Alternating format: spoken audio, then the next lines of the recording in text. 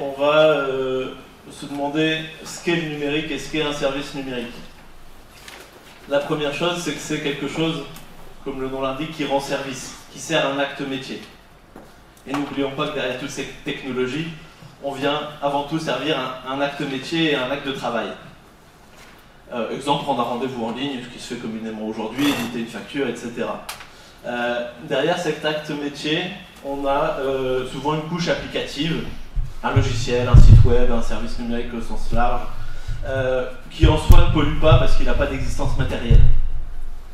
Par contre, ce qu'il y a derrière, d'un côté des équipements utilisateurs, puis des équipements qui alimentent qui forment le réseau, des box, des antennes relais, des câbles, et des serveurs, et les équipements qui permettent autour de ces centres de données de les faire fonctionner, eux ont bien une réalité matérielle. Donc, la pollution numérique, elle est surtout dans la matérialité qu'il y a derrière chaque service. On va faire un petit jeu ensemble, via vos smartphones, et vous allez soit scanner ce QR code, soit entrer dans votre navigateur le lien aaslide.com/87uzu.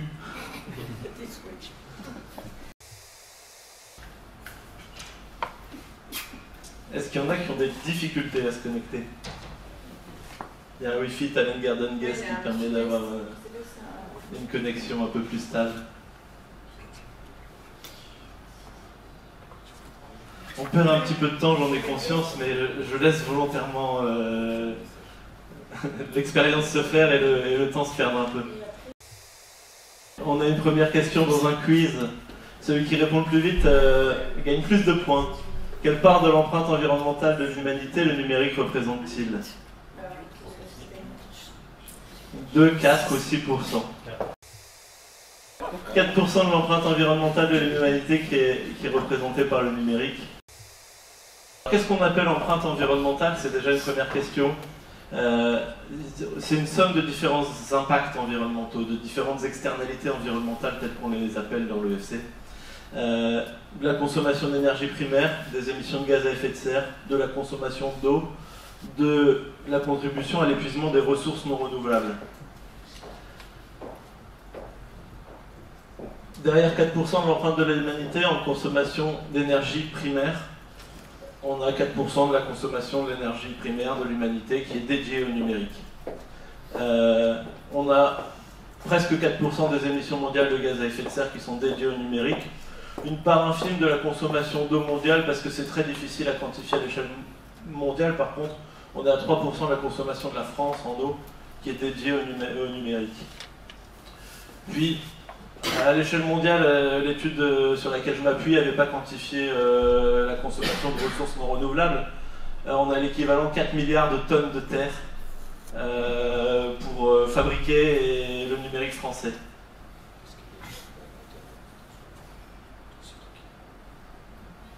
Si on dit 4% des émissions mondiales de gaz à effet de serre, parce que c'est pas très parlant au final quand on le présente comme ça, en fait c'est plus que toute l'aviation civile en émissions de gaz à effet de serre. Secteur pour secteur, le numérique a plus d'impacts environnementaux que l'aviation civile. Qu'est-ce qui a plus d'impact sur l'environnement à l'échelle du numérique français? Est-ce que c'est la fabrication des équipements des utilisateurs, c'est l'utilisation des équipements réseau, ou c'est l'utilisation des équipements des centres informatiques, nos fameux data centers? Derrière utilisation, vous pouvez voir consommation d'énergie. Et on a effectivement une bonne partie des personnes qui pensent que c'est la consommation d'énergie des data centers qui a le plus d'impact, qui concentre la majorité des impacts environnementaux du numérique. C'est un discours qui est extrêmement véhiculé dans les médias et c'est pas étonnant que presque la moitié des personnes, un tiers des personnes qui ont répondu pensent ça. C'est effectivement la fabrication des équipements utilisateurs qui concentre la majorité des impacts environnementaux. Si on regarde les indicateurs qu'on a cités avant, consommation d'énergie primaire, donc ce qui est en rouge, c'est la phase de fabrication et la fin de vie. Et ce qui est en bleu, c'est la phase d'utilisation.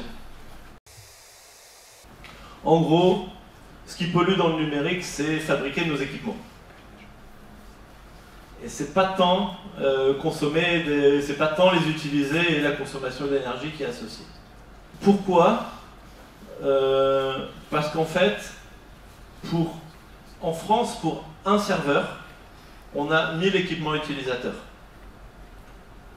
À l'échelle mondiale, c'est un peu moins, mais pour un serveur, on a 500 équipements utilisateurs. Un service grand public comme Gmail, derrière un serveur, on a 3000 utilisateurs, avec tous leurs équipements.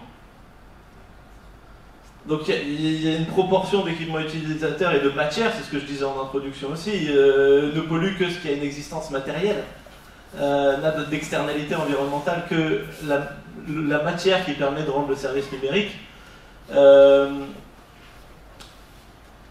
C'est cette proportion d'équipements utilisateurs qui fait qu'on a des impacts, notamment à la fabrication et à l'extraction des minerais qui permettent de fabriquer ces équipements. En France, pour vous donner une idée, on a 15 équipements par Français. Parce qu'on a un smartphone, on a une tablette, on a un PC, on a un écran de télé, on a une clé USB, on a plein de choses. Et on a 15 équipements en moyenne par Français. Si on les met tous sur une maxi balance, c'est l'équivalent du poids de 700 tours Eiffel. Donc quantité de matière astronomique qui est, encore une fois, côté équipement et pas côté des data centers. Ça, c'est une excavatrice géante. Ça sert à creuser la terre, à creuser le sol à très haut rendement. Et ça fonctionne avec des moteurs à explosion, donc des hydrocarbures. Et ce qui explique que la majorité des gaz à effet de serre du numérique français soit à la phase d'extraction des métaux et des minerais. Et globalement, pour un ordinateur de 2 kg, on va avoir besoin de 200 kg d'énergie fossile. Bien évidemment, cet ordinateur, il n'est souvent pas fabriqué en France, donc cette énergie, c'est plutôt une énergie très carbonée. Il y a 100 kg de charbon derrière un ordinateur de 2 kg. La moitié de cette énergie fossile, c'est allié à des mines qui fonctionnent avec des centrales à charbon. Il y a 600 kg de minéraux, minerais, métaux. Je vais prendre un exemple simple, mais si vous faites une compote de pommes, avec 2 kg de pommes, vous faites plutôt 1 kg de compote. Pour le numérique, c'est beaucoup plus intensif. Pour un ordinateur de 2 kg, on a besoin de 600 kg de minéraux. Et puis on a 2000 litres d'eau aussi, ce qui est assez énorme. Pour parler un peu de bonne pratique, 2000 litres d'eau, vu que c'est ce qu'il y a derrière la fabrication d'un PC, c'est aussi ce qu'il y a derrière à peu près la fabrication du vidéoprojecteur qu'on a là.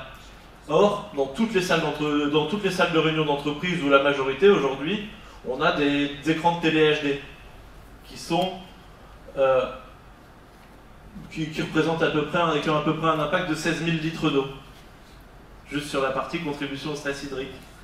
Donc, le vidéoprojecteur va être une bien meilleure pratique que l'écran de télé aux grandes dimensions.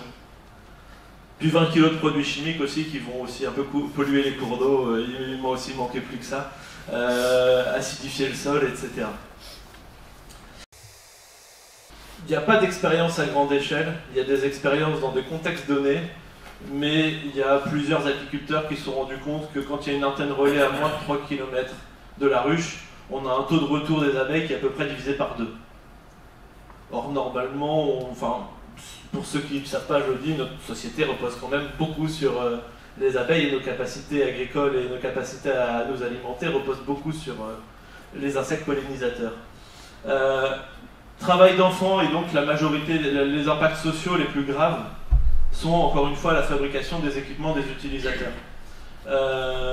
Travail d'enfant, il y a aussi du financement de conflits armés, parce qu'en général les mines qui sont dans certains pays africains et asiatiques servent aussi à financer des conflits armés. En phase d'utilisation, des inégalités d'accès pour les personnes en situation de handicap, personnes âgées, ou qui n'ont pas vraiment de handicap et qui n'ont pas la même facilité d'accès. De la dépendance au numérique, et on peut supposer ici que les deux filles sont en train de se parler avec, entre elles avec la tête dans le carton, mais en utilisant le numérique, voilà.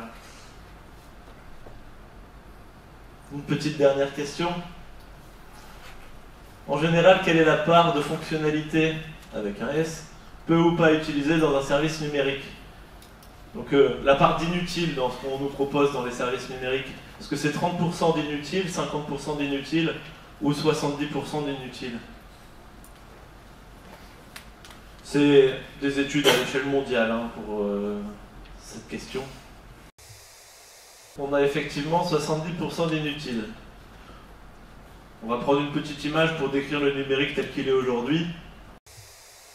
En fait, on cherche à faire ça avec le numérique aujourd'hui, on cherche à tuer une mouche avec un canon.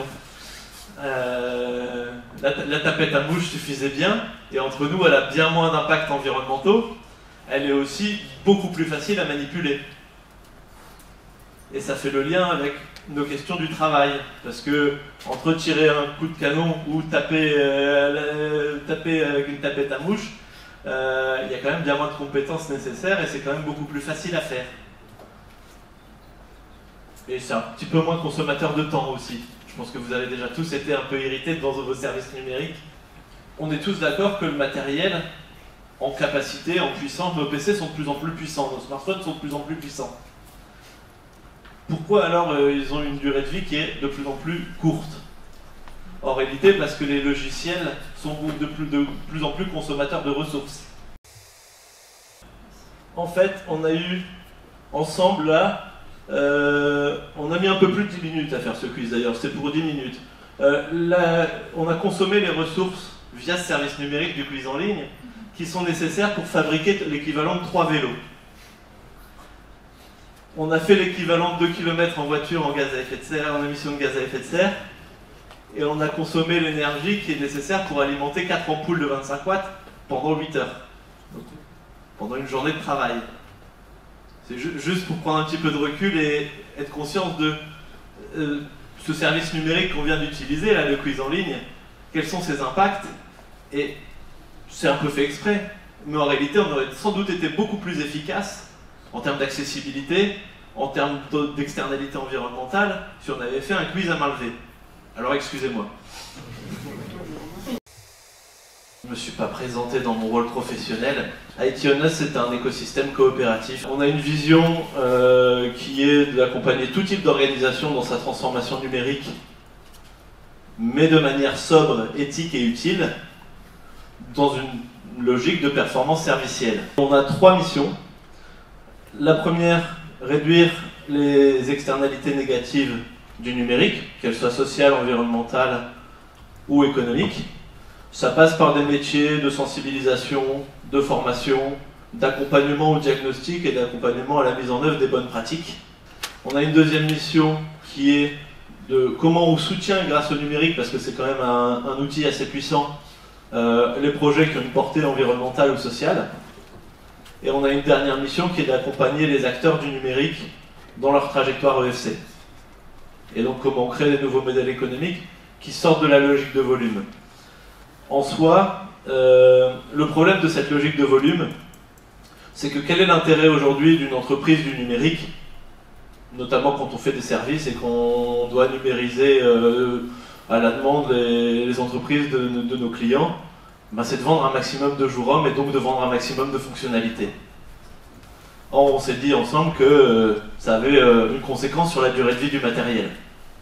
Quand ma performance, c'est vendre un maximum de jours hommes de prestations. Vu qu'on est sur des métiers qui sont en pénurie, qu'on manque d'informaticiens, qu'on manque de designers dans le numérique, on vient tirer sur la corde de la santé de la personne. On vient lui surcharger son travail, et on a une problématique de santé au travail qui est très directement liée à ce modèle économique. Notre solution, qui est apportée par le Club Noé et l'économie de la fonctionnalité et de la coopération, c'est justement d'avoir une réponse collective et pas une réponse individuelle, et de réfléchir à la performance d'usage qu'ont les clients de nos services, à savoir comment ils se transforment, ils font leur transformation numérique de la manière la plus sobre, éthique et utile possible. Comment tu peux nous décrire ton travail et qu'est-ce que c'est animer un écosystème coopératif dans ton quotidien? Bonsoir à tous. Alors, je ne vais pas décrire tout ce que je fais dans le travail non plus, mais juste zoomer sur la partie collectif. Donc, il y a d'ailleurs plusieurs personnes du collectif ici qui sont soit des indépendants, soit des partenaires, et même des clients qu'on intègre dans le collectif. Comment on le décline aujourd'hui? Si je zoome un peu sur ça, c'est différents, on va dire, rituels, donc réflexifs notamment. Et si pour en citer quelques-uns, on a des points commerciaux, on a des points plutôt aussi, on a des temps plutôt conviviaux autour d'une bière, un peu comme on fera peut-être tout à l'heure. Mais on a aussi des points plutôt avec une notion de réflexivité, comme des rétrospectives, des retours d'expérience, des sessions de co-développement où on vient un peu travailler finalement la posture d'une personne qui vient avec une problématique.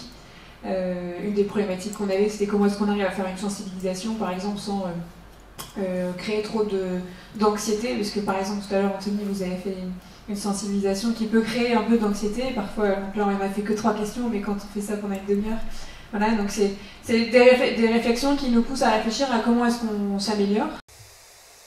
L'idée, c'est qu'en prenant du recul sur le travail et sur ce qu'on vit collectivement, on va pouvoir d'un côté se professionnaliser, d'un autre changer nos pratiques et améliorer nos pratiques et notre organisation de travail. On l'a dit, 70% des fonctionnalités qui sont proposées dans le numérique ne sont pas réellement utiles. Elles sont peu ou pas utilisées. Et du coup, vient une notion qui fait le cœur de la logique servicielle, qui est qu'attendent les bénéficiaires des services et qu'attendent les utilisateurs des services. Et je vais demander à Vincent de nous rejoindre pour parler un petit peu de ce rapport à l'utilisateur. La question que j'ai pour toi, Vincent, c'est quel dispositif on peut imaginer, et qu'on a imaginé ensemble dans des réponses récentes, pour à la fois comprendre le besoin réel de l'utilisateur et à la fois s'assurer que ce qu'on réalise en termes de services numériques correspond bien à leurs attentes et ne génère pas de fonctionnalités inutiles. Alors, pour ceux qui nous connaissent, Audrey et moi, on n'est pas du tout numérique, c'est pas notre point de départ, nous on est social. Et on est lutte contre les inégalités, c'est notre credo. Et on a été amené à créer Fluence parce que il y a quelques années, on a créé un groupement d'employeurs. J'en parle parce que ça fait partie de notre dernier sujet. Un groupement d'employeurs, c'est une structure qui embauche des personnes et qui ensuite sont mises à disposition auprès de structures. Bon, le principe est relativement simple. On l'a créé, nous, avec une conviction, c'est on va créer des emplois pour des personnes qui n'arrivent pas à accéder à un premier emploi ou à revenir à l'emploi. Donc des jeunes et des femmes de plus de 50 ans qui se retrouvent au chômage. En termes d'expérience sur le numérique, c'était assez intéressant parce que certaines personnes peuvent traverser la vie professionnelle sans avoir une formation et une mise à jour sur les outils numériques. Et un de nos recrutements, c'était Carole, 26 ans d'expérience, et en fait elle n'a jamais eu une formation. Et elle est arrivée chez nous et elle a découvert des ordinateurs, des logiciels modernes qu'elle n'avait jamais vus, et ça a été très dur en fait, en réalité, parce que ces impacts-là, ils sont pas gérables. Enfin, pour les personnes, elles se retrouvent démunies, donc après il y a des questions de performance individuelle, et l'injonction à la performance, et donc traiter ce sujet-là, c'est assez difficile. Et on s'est dit à un moment donné, tiens, en fait, il y a aussi des personnes dans le numérique qui n'arrivent pas à accéder à l'emploi. Et donc, bon, ça a été le point de départ de Fluence. Merci Club Noé, merci Simon, parce que sans Club Noé, je n'aurais pas rencontré Anthony. Et merci à toi, puisque il y a quelques temps, il y a un gros syndicat de groupement d'employeurs qui s'appelle le CRGE, qui rassemble 300 groupements d'employeurs, qui s'est dit, tiens, on va lancer un grand projet, un outil numérique pour gérer les groupements d'employeurs. On a vu ça, on s'est dit, nickel, on connaît les groupements d'employeurs, on n'a jamais travaillé ensemble, on a envie de le faire, et donc on va le tenter. Et bon, on a eu un cahier des charges de 50 pages. Et puis une centaine de fonctions, de fonctionnalités qui étaient écrites. Et on avait le sentiment que ça allait être compliqué, parce que savoir ce qui va se passer, comment les utilisateurs vont gérer ces sujets-là, en fait, on sait que c'est pas gérable. Ça se gère une fois qu'on y est, et avec les dispositifs qui vont bien. Et bon, on est tombé assez rapidement d'accord sur le fait de dire que c'est un projet numérique, mais il faut que ce soit un projet social. Et donc une des propositions qu'on a faites, c'est, alors juste pour info, CRGE, c'est Nouvelle-Aquitaine. Poitiers, vous connaissez? C'est joli, c'est juste la merde pour y aller. Et donc on s'est dit, le projet va durer 5 ans. Non, on ne va pas y aller toutes les semaines à Poitiers. Ça va juste être impossible. Parce qu'il faut être au plus près des personnes, on ne sait pas. Si les salariés auront une appétence numérique, ceux qui n'auront pas eu de formation, ceux qu'il faudra accompagner, soutenir. Et donc on a dit, en fait, il y a aussi des personnes qui ont besoin de trouver un emploi, qui ont fait des formations dans le numérique, qui ont un bagage, mais on ne leur donne pas la chance d'accéder, parce qu'ils n'ont pas suffisamment d'expérience. Et bien en fait, on va créer des emplois en local, à proximité des groupements d'employeurs. Nous, on va sécuriser ces personnes-là. On va les former, on va les outiller pour qu'ils soient en capacité d'accompagner les utilisateurs des groupements d'employeurs. Et on a eu une chance, puisque on avait un cabinet de conseil, un super cahier des charges, mais on a eu une procédure où on a eu la possibilité de discuter. C'était pas vous envoyez une offre, on la lit, et puis on vous dit si c'est oui, si c'est non. C'était ce qu'on appelle un dialogue compétitif. Et donc on a eu une phase de discussion.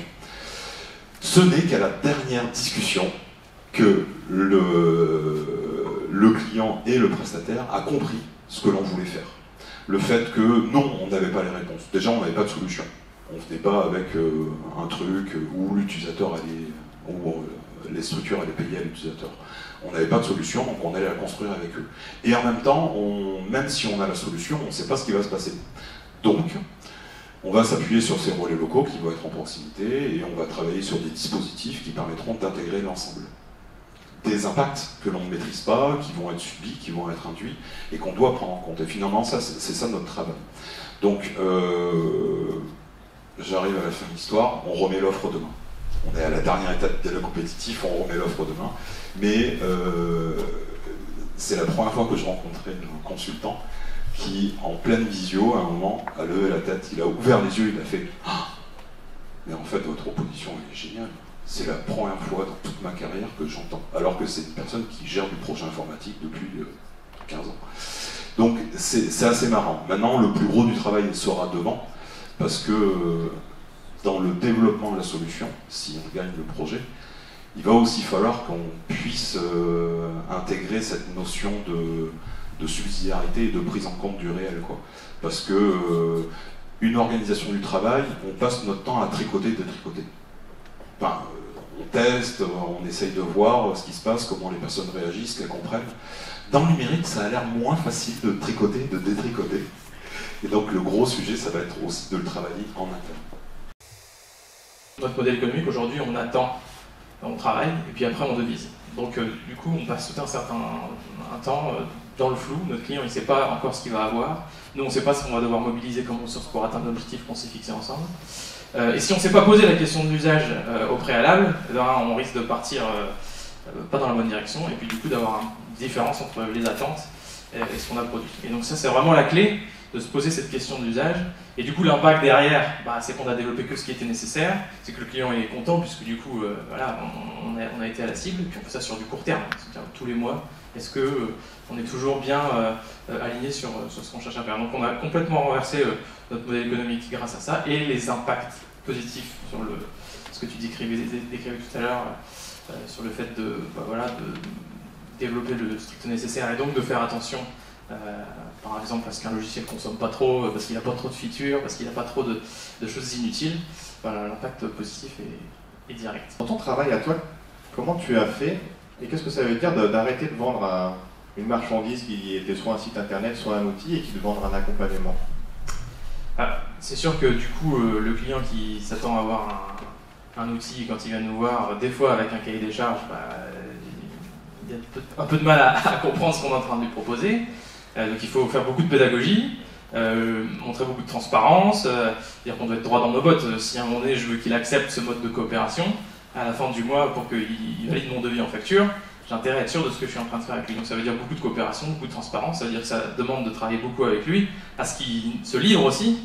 C'est quoi ses enjeux, qu'est-ce qu'il y a derrière sa demande, c'est pour qui ce qu'il est en train de demander, est-ce que c'est pas pour son... En fait c'est pour d'autres utilisateurs, en général il y a un commanditaire mais c'est pas lui qui est derrière l'outil. Donc voilà, de se poser toutes ces questions-là va nous permettre à la fin d'être sûr que quand on va développer quelque chose, a priori, on est dans le bon chemin. Ce qui est intéressant avec le numérique, c'est qu'on oublie de temps en temps que c'est un outil. Un superbe outil, un bel outil, mais c'est un outil. Et comme de la même manière qu'on ne s'imagine pas que si se posait une clé à molette ici, elle se mettrait toute seule à aller dévisser des écrous, ben le numérique c'est un peu la même chose, ça reste un outil. Et le problème c'est que comme c'est un très bel outil avec beaucoup de fonctions, il y a une sorte de rêve de l'ingénieur, du magnifique outil, de l'outil qui peut tout. Et qui peut tout un peu tout le temps, envers et contre tout pratiquement, la magnifique machine dont on peut rêver. Et effectivement, on l'a entendu plein de fois là, dans les expériences, et notamment l'expérience que vous avez en commun là, avec Vincent, elle est intéressante sur ça, il y a aussi une demande quelque part comme ça de l'outil, etc. Et d'ailleurs c'est une promesse assez fréquente dans le numérique, que ce soit le matériel ou le logiciel, qui est aussi dire, regardez ma machine fantastique, tout ce qu'elle peut faire, vous n'aviez même pas imaginé que c'était possible, il faut que vous y alliez. Je pense toujours à un exemple que je donnais à mes étudiants à Lille sur l'iPhone 13 qui permet de prendre des photos dans le noir complet. Vous n'avez jamais pris de photos dans le noir complet, maintenant vous pouvez. Waouh, super, je vais pouvoir me mettre à prendre des photos dans le noir complet. Mais si on ne prenait pas de photos dans le noir complet avant, c'est parce que c'est peut-être un peu absurde de prendre des photos dans le noir complet. Bref, tout ça pour dire que par rapport au travail, on a un peu la même chose. C'est-à-dire que l'outil, on peut remonter sur mais à quoi il sert cet outil? Pourquoi on l'utilise? Et là, on tombe dans les questions plutôt, ce qu'a soulevé Benjamin, c'est quand on commence à se dire mais quelle utilité ça a, quel besoin, quelle attente. On retrouve un peu le mythe de l'ingénieur qui est de se dire mais on va pouvoir identifier dans le cahier des charges les besoins, les attentes, il suffit de creuser et on va les trouver, ces attentes et ces besoins. On va les stabiliser et on va avoir la réponse. Et en fait, on voit que le pari serviciel, c'est justement la rupture, elle est d'en dire en fait, il n'y a pas de réponse. La réponse, elle se discute. L'usage, on ne peut pas le décider à l'avance si c'est utile. On ne peut pas décider à l'avance si le petit test que tu nous as fait faire, il est utile ou pas. Bon, il ne s'agit pas de peser simplement comme ça, parce qu'en fait, on a un problème, c'est qu'on n'en a pas l'expérience. Et y compris dans ce que tu as fait, là, qui est très serviciel, c'est en nous en donnant l'expérience, tu augmentes la valeur de l'outil si on l'avait testé à froid.